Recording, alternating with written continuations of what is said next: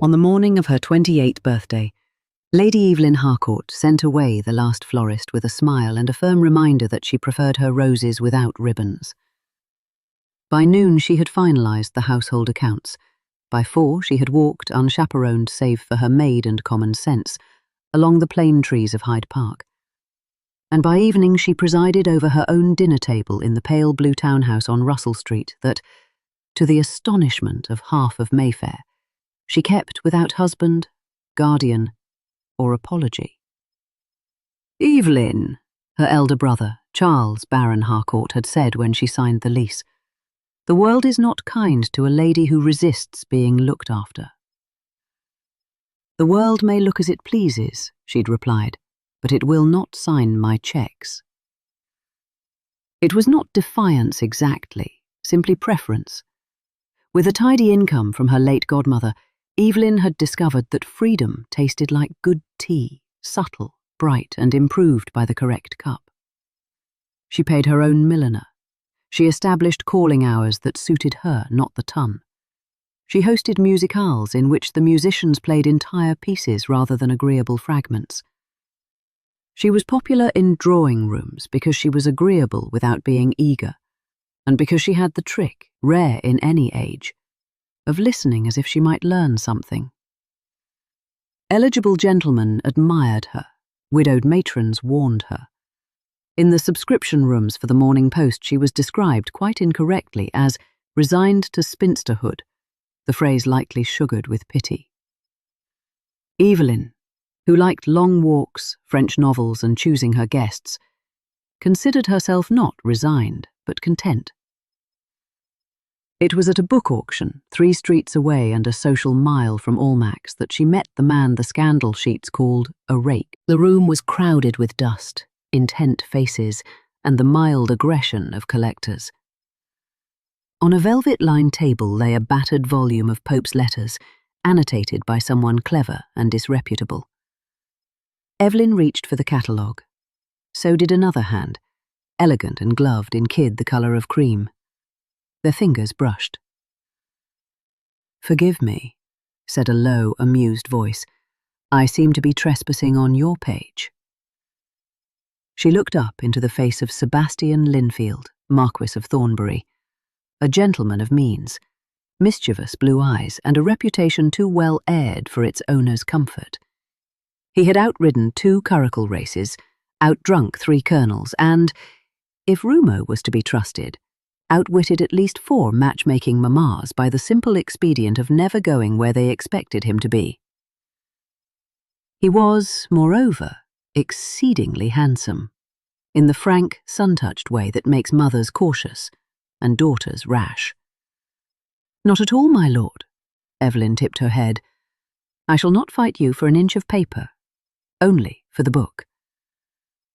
"That is a duel I should be proud to lose, Lady Evelyn." "You know my name?" "I know anyone who invites Signor Pignetti to play a full sonata when society is braced for a polonaise," he said, delight at war with respect. "Besides, you are sister to Lord Harcourt, and I am on terms of mutual exasperation with your brother's club." "Which says everything and nothing." "Precisely," he smiled. "May I offer you a chair? It is the only gallantry I can extend that does not involve depriving you of your prize." She accepted the chair and declined the offer of lemonade. When the annotated Pope came up, they shared the thrill of bidding against a gentleman who sniffed at every numerical advance as if insulted by digits. The book went to Evelyn, not because Sebastian yielded, but because she raised him by a guinea he shouldn't, by his tailor, have allowed. "Enjoy it," he said afterwards, unresentful. "I will console myself with the knowledge that it is in the keeping of someone who will actually read it. And scribble in its margins. Then I am comforted." It might have ended there, a pleasant skirmish between strangers. But Evelyn sent a note, one of those tidy, unflirtatious letters she had perfected, which thanked him for his good humour and invited him to her Thursday salon, where conversation was to be the evening's chief entertainment and the punch improbable. He came. He came, and he listened more than he spoke, and when he did speak, it was to ask questions that spun the talk in brighter threads. They discovered, to their mutual astonishment, that they both preferred walking to riding for pleasure, and that they both loved the sensation of an idea catching light in a room. He laughed at himself first, which made Evelyn relax. He treated her house not as a curiosity, but as a person's deliberate choice, which made her warm to him. He did not flirt. Or rather, he flirted the way a good chess player opens, with something amusing and impossible to take amiss. "If I were 10 years more sensible," he said once, "I should like to be you." And when she raised a brow, he added, "Independent." "Comfortable. Immune. There is no immunity in a small country like Mayfair," she answered. "Only clever inoculation." Their acquaintance fed in a quiet way, on repeated kindnesses. He sent her a newspaper from Vienna because it contained a trenchant letter on women's education. She returned his favour with a recipe for lemon ices copied from an Italian countess and improved by a London cook. They fell into the habit, shocking to no one who knew them and astonishing to everyone else, of taking morning circuits in Hyde Park at the unfashionable hour of 11. He on foot and she likewise, her maid a decorous 3 paces behind. "Are you very lonely?" he asked her once, after a silence that had been companionable. "Not in the least," she said honestly. "Solitude is different from loneliness. I have friends, work, a brother who worries, and I found that conversation with oneself can be invigorating when it is not the only conversation one keeps." "And marriage?" he asked, equally honest. "Does it tempt you?" "I decline to play at cards that require me to surrender my house." He considered that, smiling. "You might surrender part of it." "I am pitiless with rooms." They both laughed. That laughter was noticed in a city that catalogued every bow, nod and sigh. Their easy camaraderie was a novelty people didn't quite know where to shelve. Was it friendship? Improper? A prelude to something? The scandal sheets, hungry when not properly fed, began to guess aloud. Evelyn's brother called. "Sebastian Linfield," he said, pacing her drawing room, "is not considered safe."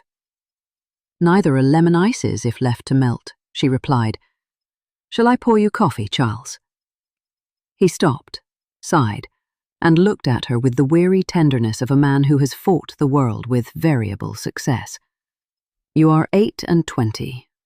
I say this not to alarm you, but because I prefer you happy, and because the world is not kind to a lady who resists being looked after," she finished with a softened smile. "Do not scold me for having a friend." "I am scolding the world, not you," he said. "But if ever he presumes," she said, more crisply than she meant, "I shall dispatch him with Pope's letters." But Sebastian did not presume. He was, though the word seemed almost ill-fitting, a reputed rake, careful. When a sudden summer storm broke across her Thursday salon, drumming on the skylights and flooding the narrow street, he was the first to fetch cloaks, the last to depart, and the gentleman who noticed her roof leaked in the seam over the back staircase. "You must send for a proper man," he said, eyeing the drip. "You cannot go tumbling down steps on account of a misjudged nail." "I shall send tomorrow," she promised. He returned the next morning at 9, in shirt sleeves and with a carpenter. By 10, there was a ladder in her stairwell and sawdust in her hall. By noon, the leak was gone, and Evelyn, who had been born to command nothing larger than a tea tray, was bossing workmen as if she had invented floors. When it was done, they went out for air, laughing at themselves, and ran into Lady Melbury, a woman with eyes like needles and the ability to carry a rumour 3 miles without breaking a pant. "Lady Evelyn," said Lady Melbury, delighted. "With Lord Thornbury. At noon, unchaperoned. How wonderfully modern we all are." "We are all terribly damp," Evelyn replied, bright as ice. "My roof chose this morning to remind me of gravity." Lord Thornbury arrived with a ladder and an opinion, "which is, I assure you, the safest way to see him," he said, bowing. Melbury blinked, insulted or amused, it was hard to tell, and drifted off like a silk-draped cloud that might rain gossip. The whispers that week grew louder. A gentleman who had once lost a horse to Sebastian over cards, fairly, but nobody likes losing anything to a Linfield, muttered into a club window that Thornbury had finally ensnared a lady fool enough to refuse her brother's sense. An acquaintance Evelyn barely knew asked, "Will you not miss Almack's when you are obliged to stay in?" Evelyn, who did not attend Almack's, sipped her tea and asked, "When have I ever been obliged to do anything?" The following Thursday, Sebastian did not appear at her salon, nor the next morning in the park, nor the day after when she pretended to prefer walking alone. Evelyn told herself that absence was a form of courtesy, that he would not add to the speculation by providing it fresh opportunities. She told herself this twice before lunch and once after. By evening she had convinced herself. By midnight she was angry with herself for caring. By dawn she realized, with a clarity that startled her, that she missed him. On the third afternoon a note came. "E. You are correct that the world is unkind to ladies who resist being looked after. Allow me to be incorrect. I am at home if you are inclined to scold me in person." She took her maid and a carriage, and no permission at all. Sebastian's house in Brook Street was elegant and chaotic. A spaniel the size of a small rug greeted her as if she were returning from a long voyage.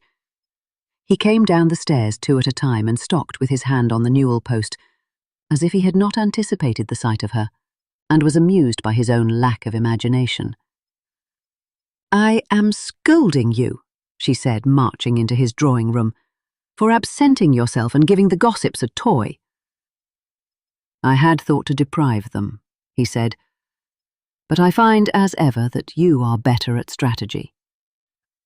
"You also thought to deprive me," she added, quieter. He looked at her for a long, sober moment. "I thought," he said, "to stare very hard at the question you asked me in Hyde Park." "What question?" "Does marriage tempt me?" He crossed to the window and back, unable to spend the energy any other way. "I have watched marriage my entire life as a bargain in which one party, usually the woman, pays with herself, and receives at best shelter from storms. I have avoided it because I do not require shelter, and because I cannot bear unfair bargains. And then I met you." Evelyn sat suddenly in a chair she did not remember choosing. "I met you," he said again, "and discovered that my disinterest was not in marriage, but in being unequal. You would never be unequal to anyone, least of all to me." "Flattery," she said, to steady herself. "Observation," he returned. "Evelyn, may I call you that when no one is listening? I find that I cannot bear the idea of anyone else bringing you ladders, or lemon ices, or news of Vienna. I cannot bear the thought of not seeing your face when a notion amuses you.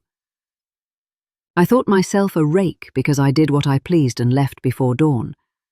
It turns out I am merely a man who has been waiting to be pleased in daylight." She laughed then, a sound that surprised them both. "You'll be very dull as a husband," she said. "I am deadly dull," he agreed, with relief that looked remarkably like hope. "Which is why I come with terms." "Terms?" "A settlement that recognizes you already have an establishment, that you will keep it, that this house and mine will be ours, that you will have your own account and your own checks, and that any child we are occasionally startled by will be taught to listen more than he speaks. That your Thursday salons will continue, and I will make a public spectacle of enjoying them. That you may refuse me anything, including the last of the lemon ices, and I will bear it with grace. She wanted, absurdly, to cry. Sebastian, she said, because he had offered the intimacy first, you are making a very good bargain. I am, he said softly, because I am offering myself entire, not to shelter me from storms, she murmured, remembering. To walk in them with you, he said. She stood. He took a step toward her and stopped, waiting. She went to him. The kiss, when it came, was steady and sure and unexpectedly calm, like the moment a ship finds the wind that belongs to it. When society learned of the engagement, it gasped in unison, like a chorus arranged by a composer with an ear for comedy. Lady Melbury declared it the boldest capitulation on record. A gentleman at White's who had waged 2 months' wages on Thornbury's perpetual bachelorhood paid up with poor grace and poorer arithmetic. Someone wrote a sour paragraph about the folly of independent ladies. Someone else wrote a kinder one about the novelty of equals. Evelyn married Sebastian at St. George's, Hanover Square, on a sun-washed morning that smelled of polish and sweet peas. Her brother gave her away and wept into his handkerchief. The spaniel attempted to act as ring-bearer and had to be bribed with a biscuit. They signed their names with steady hands, and there was a moment, clear, indelible, in which Evelyn thought, I am not surrendering anything I cannot replace. I am gaining something I did not know I wanted. The wedding breakfast was unfashionably short, and the toasts blessedly brief. Evelyn and Sebastian slipped away before the final syllable of happiness had been pronounced, and went walking, as they had always done, this time through the gardens behind their joined houses. The day was bright without blaze, and the world, which had such definite ideas of them yesterday, was suddenly, gloriously quiet. You will be very dull as a husband, she reminded him, out of habit and happiness. I shall try, he said, to be only as dull as a man who thinks of you when he thinks at all. And I, she replied, shall be only as old as a lady who waited precisely long enough to know her own mind. He lifted her hand to his lips. You know, he mused, as if the thought had just occurred, we have surprised society. Let us continue to do so, she said, gently, and at our leisure. They did. That autumn, her Thursday salons became a place where artists and MPs and 2 scandalized aunts argued amiably, while the hostess and her husband occupied opposite ends of the room, meeting in the middle only when a theme required both their minds. In winter they read aloud by the fire, arguing over jokes and footnotes. In spring they opened a little circulating library in a corner of St. James's. They had the annotated Pope on a high shelf, and a sign that invited readers to make their own notes. And when storms came, and they did, as storms do, they did not reach for shelter so much as for one another, which, as it turned out, was the sturdiest roof either of them had ever known. The end. Pray accept my gratitude, dear viewer, for accompanying us through this tale. I trust it has brought you some measure of delight. If the story has pleased you, kindly grace us with your thoughts and do subscribe to this channel that you may be promptly notified when further romances and adventures are unveiled. Until our next meeting, I remain most obliged to you.